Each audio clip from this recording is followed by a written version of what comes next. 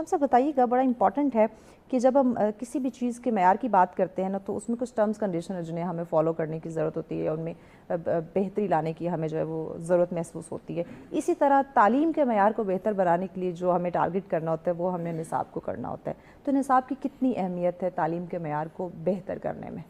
میرا سے نصاب کی تو نصاب ایک فنڈامنٹل چیز ہے تعلیم کے لیے، اور جو ٹیکنالوجیز انوویشن آتی جا رہی ہے ٹیکنالوجیز میں، نصاب کو بھی اسی طرح امپروو کرنا چاہیے. جیسے کہ لائک ڈفرینٹ کنٹریز میں جو ہے نصاب وہ اکارڈنگ ٹو انڈسٹری ہوتا ہے بیسکلی، کہ انڈسٹری کیسے چل رہی ہے تو نصاب امپروو ہو رہا ہوگا اس کے ساتھ ساتھ.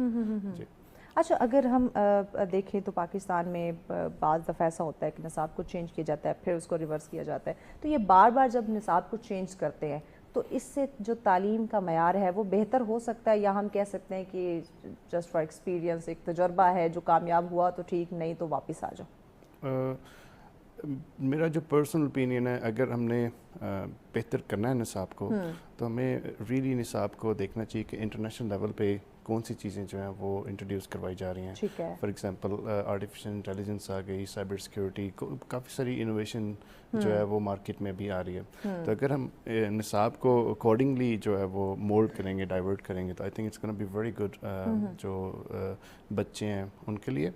اور اسپیشلی جو ایک چیز میں دیکھتا ہوں کہ ہم جب چھوٹے تھے تو ہمارے مائنڈ سیٹ ایسے تھا کہ آپ نے یا ڈاکٹر بننا ہے، انجینئر بننا ہے، یا پائلٹ بننا ہے. گنی چنی کچھ فیلڈس تھی کہ ان میں ہم جانا ہے. اب وہ شکر ہے وہ مائنڈ سیٹ جو ہے وہ چینج ہو گیا ہے، and that's because of the نصاب بیسکلی، دا سلیبس ہم نے جو چینج کیا.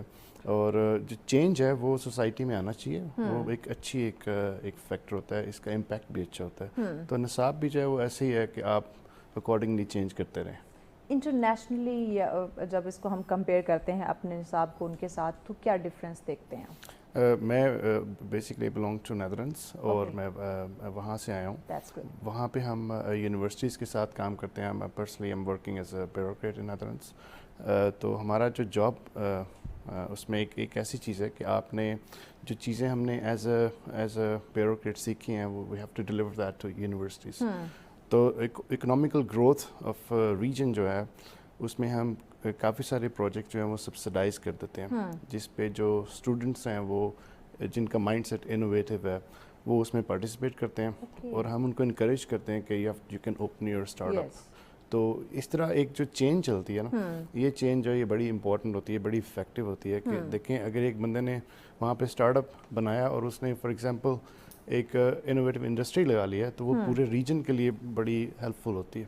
تو یہ انٹرنیشنلی ہم اس طرح اسٹینڈرڈ سیٹ کرتے ہیں بیسکلی. تو اگر یہاں ہم جب پاکستان میں دیکھتے ہیں تو کیا اس اسٹینڈرڈ کی چیزیں یہاں ہمیں دیکھنے کو ملتی ہے، یہ پریکٹس یہاں ہمیں دیکھنے کو ملتی ہے؟